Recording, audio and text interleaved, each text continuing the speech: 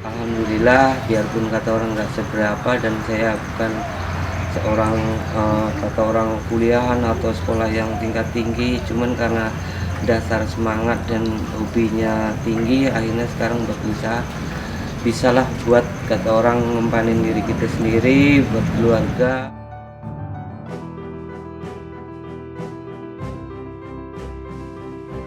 Karena ilmu paling bagus itu dari pengalaman. Dari kegagalan itulah kita harus mencoba terus.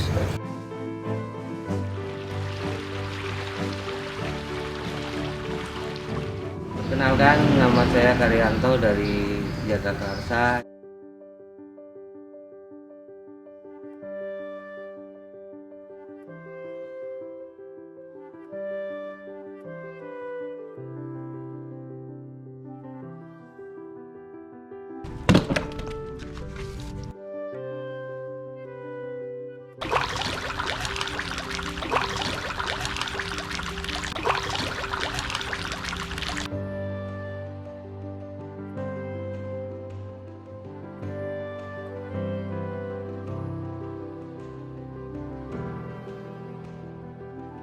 Berawal dari hobi, saya dulu hobi banget namanya dengan usaha-usaha nyawa.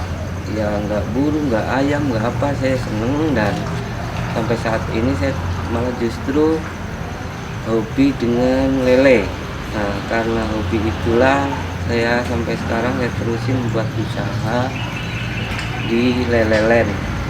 Alhamdulillah, biarpun kata orang nggak seberapa dan saya bukan seorang kata orang kuliahan atau sekolah yang tingkat tinggi, cuman karena dasar semangat dan hobinya tinggi, akhirnya sekarang berusaha bisalah buat kata orang ngempanin diri kita sendiri, buat keluarga.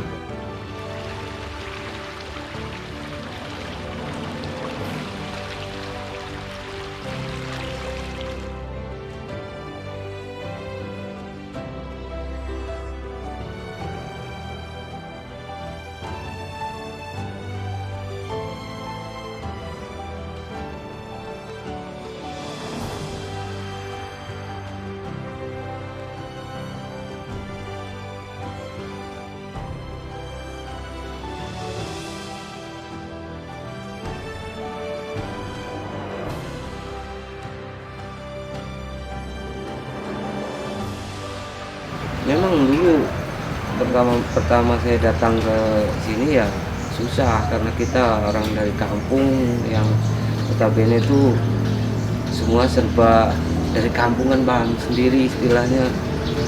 eh, Jalan ke sana ke sini aja di Jakarta udah bingung. Awal usaha di sini nih harus benar-benar jaringan harus siap dulu. Misalkan kita mau pembibitan harus siap untuk umpannya dulu, harus siap untuk penjualannya, harus siap untuk pengepulnya, dan yang ketiga siap dengan modalnya kan gitu. 50 kolom, cuman ini yang terisi semua ya sekitar 90% semi bioflok karena nggak pakai sistem aerator, nggak pakai penambahan yang lain kayak bioflok dulu itu kan lengkap aerator, fermentasi pakan, terus fermentasi air. Kalau ini lele saya buat alami lagi kayak dulu buat manual, cuman fermentasinya di air aja sama di pakan, nggak pakai aerator. Ternyata tetap hidup juga, jadi ya ngapain nggak dipakai kalau pembiayaannya semakin irit kan gitu. Karena kita usaha di sini bisa mungkin tuh pembiayaannya kecil ada untungnya kan gitu daripada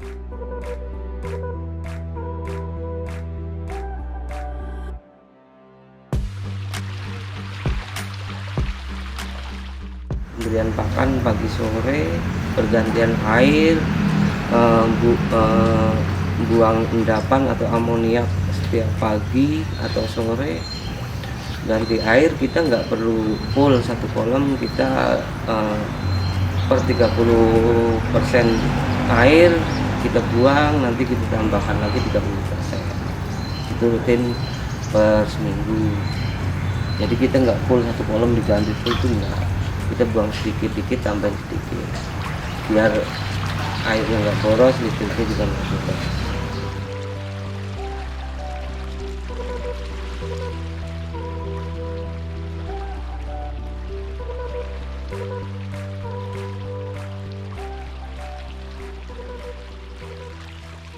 Untuk pecel lele, cuman kalau kita bibit di sini rata-rata sih di ukuran 78 cm. Karena saya udah banyak langganan-langganan yang pembesaran untuk pecel lele, jadi kita cuma nyiapin bibitnya doang. Cuman berhubung karena pandemi ini nggak kelar-kelar, jadi yang biasanya misalkan satu periode habis sampai 50.000 ekor, ini sekarang menurun. Ya, ngomongin penghasilan ya otomatis ya menurunnya jauh juga karena pandemi ini. Yang penting kata orang tuh masih ada lah untuk makan per bulannya, ya masih alhamdulillah daripada nggak sama sekali kan gitu. Tapi kita ya tetap berusaha produksi terus karena kita komitmen langganan harus kita utamakan.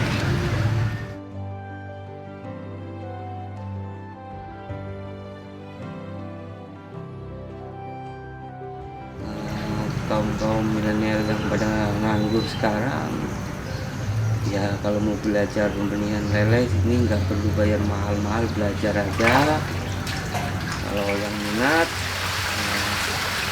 kalau yang ingin usaha cara pembibitan lele, kita di sini siap memberi arahan.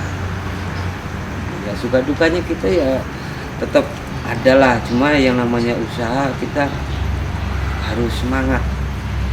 Jangan istilahnya gagal sekali langsung kita drop, langsung berhenti buang duit. Itu sebenarnya kalau sistem kayak gitu salah. Kalau saya zaman dulu kita belajar gagal, justru kita harus menggali apa penyebab dari kegagalan itu, dari kesalahan itu. Kita betulin, nah, kita bagusin, kita cari penyebabnya. Kalau ketemu itu baru betul-betul bagus, karena ilmu paling bagus itu dari pengalaman. Dari kegagalan itulah kita harus mencoba terus.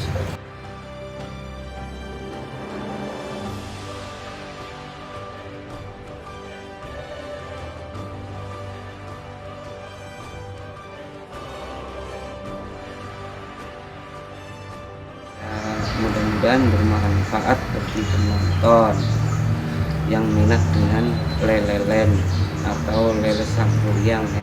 Jangan lupa subscribe channel Pandu Nirwana dan sukses selalu.